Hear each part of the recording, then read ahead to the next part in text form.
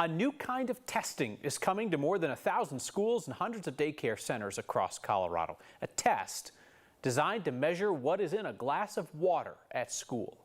Our Anusha Roy looks at how an old issue took on new urgency this year.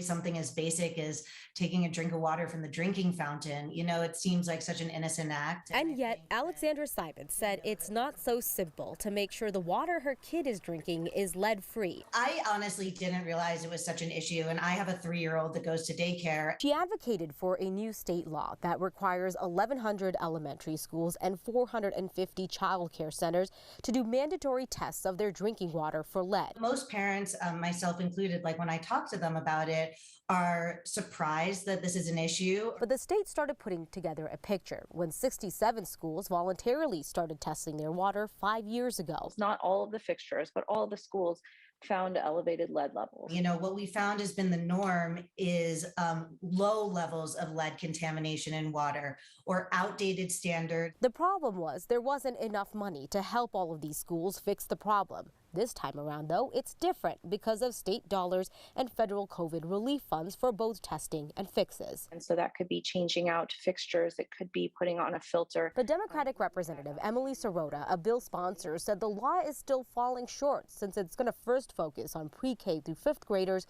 and child care centers, not all grades. The state health department said the regulatory limit on lead is 15 parts per billion, which is compared to one single drop of paint in a 13,000-gallon swimming pool.